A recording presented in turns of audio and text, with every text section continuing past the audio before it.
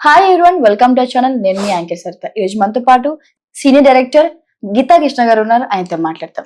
నమస్తే sir. Hi sir, అఖండ 2 update ఇచ్చిన బోయపాటి నిజంగా 2 వస్తుందంటారా? వచ్చే అవకాశాలు ఉంటున్నాయా? నిజంగా వస్తుందా లేదా అనేది బాలకృష్ణగానే బోయపాటికి తెలియాలి. అది ముందే ఫస్ట్ లో బోయపాటి అనగానే ఆడు ఎవడన్నాను అది రాసాడు. నాకు తెలియక ఆ సినిమా డైరెక్టర్ పేరు తెలియక కదా. కమర్షియల్ గా very successful director only with Balakrishna. మిగతా వాళ్ళు చేస్తే వెళ్ళిపోద్ది లోపలికి, కొడుగులోకి వెళ్ళిపోద్ది అనమాట. ఒక బాలకృష్ణతో అతనికి బాగా టైప్ అయింది. కట్టి చూపుతో చంపేస్తాను, చూడకుండా కూడా చంపేస్తాను, ఆ టైప్ లో ఉంటాయి డైలాగ్. చేత నేను ఇలా కడుపు చేస్తాను, కంటి ఒక్కంటూ కడుపు చేస్తాను, ఆ టైప్ డైలాగులన్నీ పెడతాడు కాబట్టి చూస్తారు. అంచేత అతనికి ఒకసారి ఎప్పుడైతే బ్రాండ్ అయిపోయి హిట్ అయిందో దాని మీద ఇప్పుడు టిల్లు స్క్వేర్, ఇంకోటి ఏదో యానిమల్ పార్క్ అని ఒకసారి హిట్ అయితే దాన్ని వదలరు. ఎందుకంటే బిజినెస్ ఈక్వేషన్ అది. దానికి డెఫినెట్ గా అలా కాకపోయినా కూడా బాలకృష్ణ కాంబినేషన్ లో పెద్ద పెద్ద నిజంగా అఖండ అని పేరు పెట్టినందుకు అఖండ ఖ్యాతి, అఖండ ప్రాఫిట్స్ వచ్చిన సినిమాలు బోయపాటివే. అంచేత that one has to accept by me. Bollywood అంతా కూడా తెలుసు, అందరికీ తెలుసు. Indian film industry knows that Boyapati has got a very good combination combo itself a big hit ఉంటుంది. అందులో అబద్ధం ఎందుకు ఉంటుంది? చేస్తే వాళ్ళకే మంచిది. బాలకృష్ణకి లోగో ఉన్న సినిమాలు ఫినిష్ చేసుకుంటాడు. బాలకృష్ణకి జై బాలయ్య అనే మూమెంట్ వచ్చింది ఎత్తుందారా? అవును, దేనికి దానికి మాట్లాడుకోవాలి. ఓకే, నేను అప్పుడప్పుడు ఎందుకు మారుతానంటే అప్పుడప్పుడు సందీప్ ఎలా పేలుతూ ఉంటాడు మన బాలకృష్ణ. ప్లస్ నా ఫస్ట్ ఫ్రెండ్, చలనచిత్ర పరిశ్రమ నా మొట్టమొదటి ఫ్రెండ్. మా గురువు గారి దర్శకత్వంలో ఎంతో జనని జన్మభూమి అని చేసాం 83లో. మన రామచంద్రపురం అటు సైడ్ ఆదివారపేట ఈ శారీలు వాళ్ళ మీద తీసామన్నమాట. లోపది రామారావు గారు సీఎంగా ఉన్నప్పుడు అడిగారు అనమాట. అప్పుడు మేము ఇద్దరు ఒకటే ఏజ్ గ్రూప్లో కలవడం వల్ల సరదాగా ఉండేవాడు. దాని తర్వాత కొంతకాలం సాగిన తర్వాత మళ్ళీ విడిపోయాం, ఎవరి కాళ్ళే అయిపోయాం అనమాట. కాబట్టి అప్పుడప్పుడు కడుపులు చేసేద్దాం ఇలా అంటే చిరాకు వస్తూ ఉంటుంది అనమాట. ఎందుకు అలా మాట్లాడుతున్నాడు, ఆడు కొట్టాడు ఈయన కొట్టాడు కరిచాడు చేస్తాడు కదా. తర్వాత ఇతని గురించి రాధిక ఆప్తే చాలా బ్యాడ్గా మాట్లాడింది. బాలీవుడ్ అంతా కంపు చేసేసింది, ఎవడు వాళ్ళాడిది. అంచేత మనోడు బయటపడతాడు, డైరెక్ట్ తెలిసిపోతుంది బాలకృష్ణ వ్యవహారం. షూటింగ్లో అందరూ హీరో ఏం చేస్తాడు తెలుసు కదా మరి. ఆ విధంగా బ్యాడ్ అయిపోయి అతను లెక్క చేయడు. ఎందుకంటే అతని యొక్క వాంఛ. So that is how Balakrishna and Boyapati combination is deadly fantastic combination కాబట్టి ఉంటుంది. అందులో అబద్ధం ఎందుకు ఉంటుంది? వాళ్ళు డేట్లు సబ్మిట్ చేస్తారు, పెద్ద సినిమా అవుద్ది కాబట్టి. Right. So sir, Harihara Veeramallu teaser గురించి చాలా జనాలు ఎంతగా వెయిట్ చేస్తున్నారు. పిఎస్పీకే ఫ్యాన్ చాలా ఈగర్ గా వెయిట్ చేస్తున్నారు. సో టీజర్ వచ్చేస్తుంది అని అప్డేట్ వచ్చింది, దాని గురించి మీ మాటలు. దానికి పెడతారు వాళ్ళు ఫిట్టింగ్ జగన్ వాళ్ళను. ఇప్పుడు సజ్జలను ఎలాగైతే సలహా ఇచ్చేమంటారో, ఇందులో ఉన్నవాడు కూటమిలో ఉన్నాడు కాబట్టి అందులో పొలిటికల్ డైలాగ్స్ ఉన్నాయి కాబట్టి అది ఆపేయమంటారు. అవకాశాలు ఉన్నాయా సార్? ఎందుకు ఉండదు? ఒక డైలాగ్ ఉంది, అందులో ఉందట ఆల్రెడీ అంటున్నారు.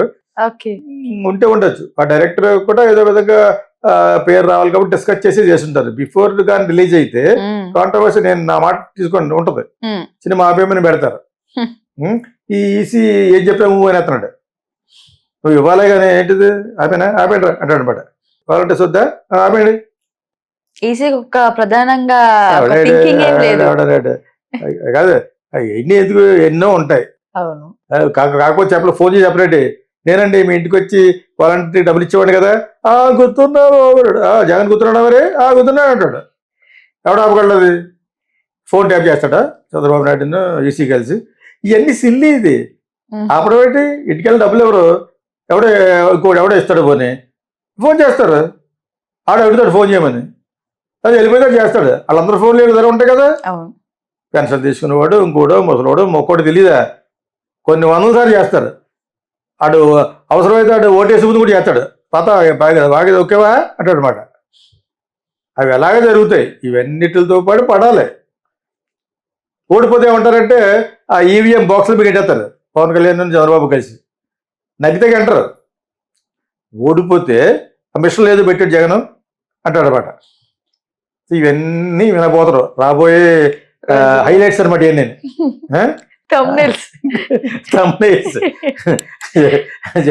మామూలుగానే మీ తమ్నైల్స్ మేము చెప్పలేము పెట్టేస్తుంటారు. నాకే అర్థం అవుతుంది ఎప్పుడు చెప్పినది అని. అంచేత ఒకే దానికి 10 తమ్నైల్స్. సో అది మామూలుగా యూట్యూబ్ వార్ అనుకో పర్లేదు, ఎవడు బిజినెస్ ఆడిది. అంచేది ఇంకా ఎన్ని చూడబోతున్నాము. సార్ కుబేరా అనే ఒక సినిమా పేరుని నోటీస్ చేయడం జరిగింది అనమాట. కోర్టులో దాని మీద కేసు వేయడం జరిగింది. అసలు ఏంటి కేసు సార్? ఆ పేరు ఏంటి? ఎవరు దాన్ని తీసుకున్నారు?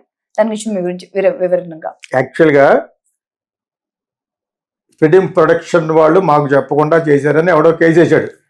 మీరు నాకు చూపించిన దాని ప్రకారం నాకు అర్థమైంది ఏంటంటే, టైటిల్ రిజిస్ట్రేషన్లో అది మాది అనో ఏదో మొత్తానికి ఆ సినిమా మీది కాదనో మాదనో అంటం కోసం అది క్లారిటీ లేదు. ఇంగ్లీష్ కూడా కరెక్ట్ లేదు. సో అదే మన ఇంగ్లీష్ చదివితే మనకు ఉన్నది పోద్దని చెప్పాను ఆల్రెడీ. మనకు ఉన్నదే తక్కువ. ఆ కోత కూడా పోవడానికి కారణం ఇదే. అలా ఇచ్చాడు అతను ఇదనమాట. ఒక చిన్న ఎగ్జాంపుల్ చెప్తాను. విక్రమ్ యాక్ట్ చేస్తున్న ఒక 10 ఏళ్ళ క్రితం 2 ఏళ్ళ క్రితం నేను ఏదో సబ్జెక్ట్ ఎవరితోటో చేసే ఉద్దేశంతో ప్రేమ కబాడీ అని తమిళ్లో కాదల్ సెడిగుడు అని టైటిల్ రిజిస్టర్ చేశాను సౌత్ ఇండియన్ ఫిల్మ్ ఛాంబర్లో. నేను మెడ్రాస్లో, నాకు తమిళ్లో కూడా ఉంది కాబట్టి రిజిస్టర్ అయిపోయి నాకు వచ్చేసింది. నేను ఇంకా స్టార్ట్ చేయలేదు. ఈ టైటిల్స్ మీద విక్రమ్ తోటి ఒక సినిమా తీసి, అక్కడ ఎవడో ఉన్నాడు ముస్లిం, అతను బర్మా బజార్లో షాప్ ఉంటుంది, అజిత్తో కూడా సినిమాలు తీసాడు, పేరేదో మర్చిపోయాడు. వాడు ఒక సినిమా తీసేసి మౌంట్ రోడ్లో పెద్ద హోర్డింగ్ వేసాడు, దాని పేరు కాదల్ సెడిగుడు. నా టైటిల్ అది. నేను హైకోర్టులో కేసేసాను, మెడ్రాస్ హైకోర్టులో. This is my title. అటువంటిదే ఏమిటి ఇది కూడా. అక్కడ ఉన్న ఆయన తెలుగు జడ్జి అనుకోకుండా, పెద్ద జడ్జి ఆయన దెబ్బ అయిపోతారు. సినిమా ప్రింట్లు కూడా వెళ్ళిపోయినాయి. అది యాక్చువల్గా నీదే టైటిల్ లెక్క ప్రకారంగాను. కానీ ఇప్పుడు వాళ్ళు ఎందుకు పెట్టారంటే, నాకంటే ముందు రిజిస్టర్ చేశారు వాళ్ళు. ఓకే, అది 1 year ఉంటుంది. మళ్ళా సినిమా చేస్తున్నామని ఒక అడ్వర్టైజ్మెంట్ ఏదో చూపిస్తే కానీ నీ టైటిల్ మళ్ళీ రెన్యూల్ చేయరు ఇంకొక 6 నెలల్లో. లేకపోతే ల్యాప్స్ అయిపోతుంది. 1 year వరకే ఉంటుంది. 1 year మ్యాక్సిమం 1.5 years. మరి ఏదో పెట్టకపోతే టైటిల్స్ అన్ని బ్లాక్ అయిపోతాయి కదా. సో అలాగేదో పెట్టారు మరి ఫిలిం బాడీస్. అది నేను సౌత్ ఇండియన్ ఫిల్మ్ ఛాంబర్ అంటే ఏంటి, chamber of commerce, Telugu, Tamil, Malayalam, Kannada కలిసి ఉన్నది ఒక పెద్ద సంస్థ. ఇక్కడ హైదరాబాద్ ఫిల్మ్ ఛాంబర్ ఎలా ఉందో, తిరువనంతపురం ఎలా ఉందో అన్ని సెపరేట్గా పెట్టుకున్నారు ఇండస్ట్రీ విడిపోయిన తర్వాత. కానీ అది that is there intact. South Indian film chamber of Commerce for all these 4 languages అని అక్కడ ఉంది మెడ్రాస్లో. ఒక బిల్డింగ్, వాళ్ళకి జవహర్ పెద్ద ఆస్తి ఉంది. అందులో రిజిస్టర్ చేసుకున్నాను నేను నా banners, Blue Fox cinema and Life Line pictures, అలాగే ఏబిసిడి ప్రొడక్షన్స్ అని నా ఇన్ని అక్కడ రిజిస్టర్ చేస్తున్నాను. నేను హైదరాబాద్ వచ్చాను కాబట్టి తెలుగు మీద గౌరవంతో హైదరాబాద్ ఫిల్మ్ ఛాంబర్లో కూడా రిజిస్టర్ చేస్తున్నాను. అర్థమైందా? నేను ఎక్కడ కట్టాలి అక్కడ కట్టాలి, రెన్యూల్ చేయించుకోవాలి, ప్రతి సంవత్సరం రెన్యూల్ చేయించుకోవాలి. అందులో టైటిల్స్ 2 టైటిల్స్ రిజిస్టర్ చేసుకోవచ్చు. అది సంవత్సరం ఉంటుంది. మళ్ళా సినిమా చేస్తున్నాం ఒక అడ్వర్టైజ్మెంట్ చూపించి సినిమా స్టార్ట్ అయినట్టు ఏమన్నా చూపిస్తే అది రెన్యూల్ చేస్తారు. సినిమా స్టార్ట్ అయిపోయింది అనుకో మీకేందే ఉంటుంది. అదేందా? అది 2 సంవత్సరాలైనా ఇంకా జరుగుతుంది షూటింగ్. బాహుబలిలో తీసాడు ఎవడన్నా రాజగోపాల్, అతని పేరు రాజమౌళి లాగా 4 సంవత్సరాలు ఉంటుంది. అలాగే ఏమన్నా ఒకసారి స్టార్ట్ అయిపోయిన తర్వాత అసలు లేకుండా అలా అన్ని టైటిల్స్ రిజిస్టర్ చేసుకుని ఆ టైటిల్స్ అమ్ముకుంటూ ఉంటారు కొంతమంది. అది కూడా ఒక వ్యాపారం. ఒకప్పుడు నేను కీచురాళ్ళు అనే సినిమా తీశాను. నేనే ఉంటే ఉషా ఉత్తప్ అందరూ పాడారు. ఓకే, శోభన, భానుచంద్ర అందరూ యాక్ట్ చేస్తుంది. 4 కుర్రోళ్ళు, ఒక అమ్మాయి, ఒక గ్యాంగ్ అనమాట. సో దాన్ని నేను గ్యాంగ్ లీడర్స్ అని పెట్టాను ఫస్ట్ ఎక్కడ ఫిల్మ్ ఛాంబర్లో. విజయబాబు నాయుడు గారు చిరంజీవి తోటి గ్యాంగ్ లీడర్ అని పెట్టాడు. అతనికి రిజెక్ట్ అయింది. నాకు ఆయన ఫోన్ చేసి ఇలా చిరంజీవి గారితో అనుకున్నా ఉండేది అని అంటే, ఈ చిరంజీవికి ఇప్పుడే ఇప్పుడు తెలుస్తుంది, ఇప్పుడు అని చచ్చిపోయాడు. ఆ రోజుల్లో పోలే నాకు అది కాదు ఇంకో టైటిల్ పెడతాను, నాకు కూడా అది నచ్చలేదు, అది గ్యాంగ్ లీడర్స్ అని మీరు తీసుకోండి. నాది గ్యాంగ్ లీడర్స్ అదే నాకు నేను ఆయనకి ఇచ్చేస్తున్నట్టుగా లెటర్ రాయాలి అక్కడ. ఫిలిం ఛాంబర్ మనం పెట్టుకున్న బాడీ, సినిమా ఫీల్డ్ లో మేము పెట్టుకున్న bodies film chamber of commerce కింద 24 crafts అని పెట్టారు. అన్ని యూనియన్లు, ప్రొడ్యూసర్స్ అసోసియేషన్, డైరెక్టర్స్ అసోసియేషన్ ఎందుకు పెట్టారు? వీళ్ళ గొడవలు పెడితే వాళ్ళు తేల్చడం గురించి. అది కోర్టులో నిలబడదు. కోర్టులో వీళ్ళు ట్రేడ్ యూనియన్స్ లాగా అనమాట. సో అలాగే టైటిల్స్ కూడా పెట్టుకున్నారు. మీకు అర్థమైందా? సో వాళ్ళు ఇక్కడ కూడా ఐకమత్యంగా ఉండాలి, ఉండరు. ఇప్పుడు మళ్ళా తెలంగాణ ఫిలిం ఛాంబర్ ఒకటి, మళ్ళీ ఆంధ్ర ఫిలిం ఛాంబర్ అని విజయవాడలో ఒక ముగ్గురు పెట్టారు.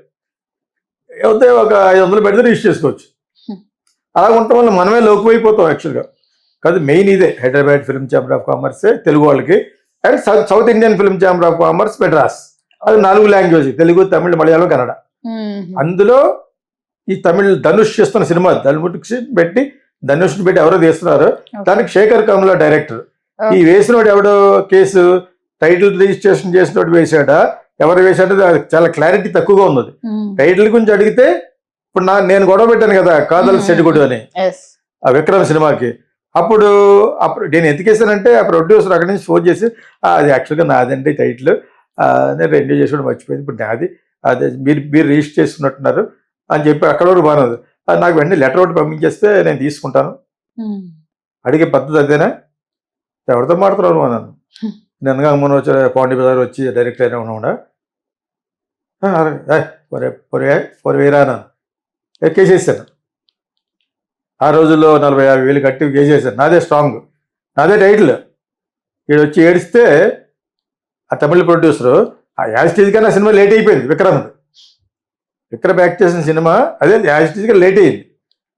సో అప్పుడు ఎవరో జడ్జి గారు కొంచెం తెలియని పెద్ద జడ్జి, నాకు సినిమా కొంచెం తెలియదు కానీ ఇది, బట్ వాళ్ళ ప్రింట్స్ ఆల్రెడీ మలేషియా కూడా వెళ్ళిపోయినాయి. ఇప్పుడు ఎలా మారుతారు అందులో ఫిల్మ్ అప్పుడు ఇంకా టైటిల్స్ కూడా చేస్తారు. మీరు సివిల్ కోర్స్ చేయండి, అతను కాంపిటీషన్ ఇస్తాడు. లేదు జడ్జి అడగవలసిన పని లేదు, అతని మీద సానుభూతి అడిగాడు.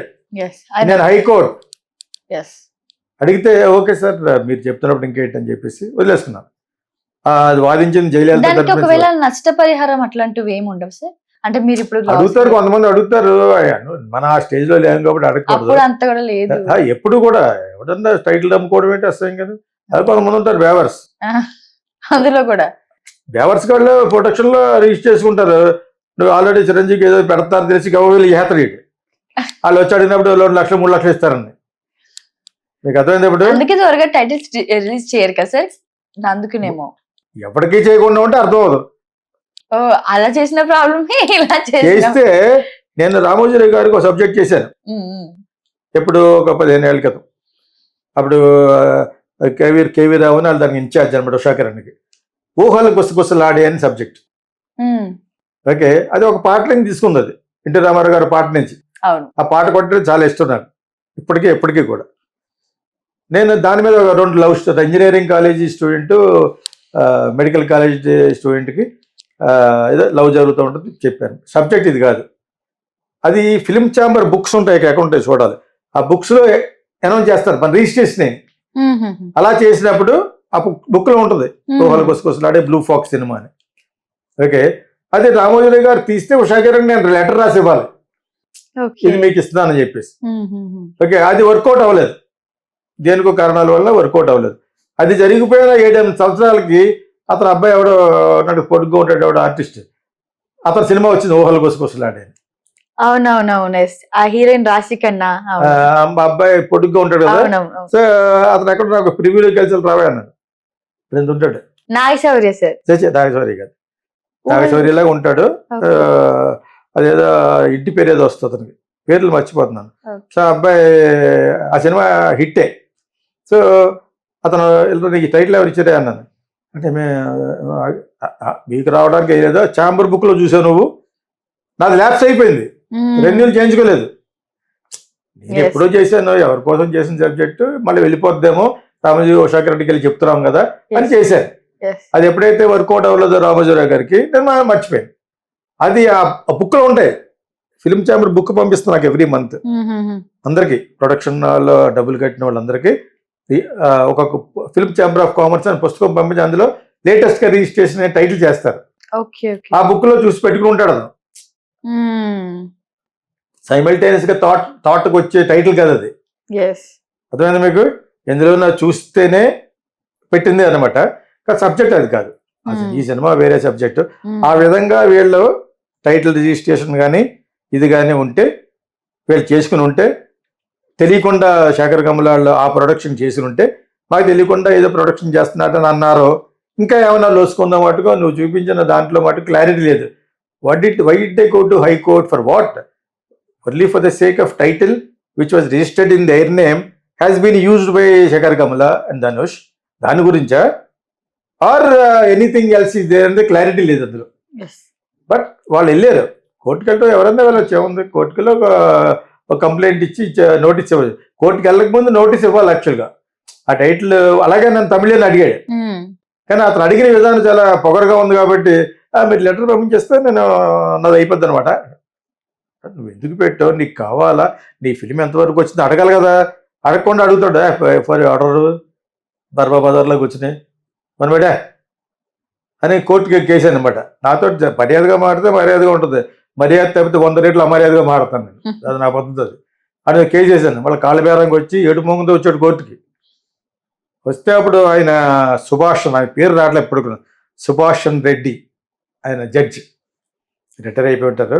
ఆయన అడిగారు, చాలా పెద్ద ఇదనమాట ఆయన, ఇలాగా you think otherwise you has to pay, I mean you has to remove that అన్నాడు. So the case is on you only, go for a civil, tomorrow you will pay the compensation అన్నమాట. సో అటువంటి case అయినా అనుకుంటున్నాను ఇది. Thank you sir.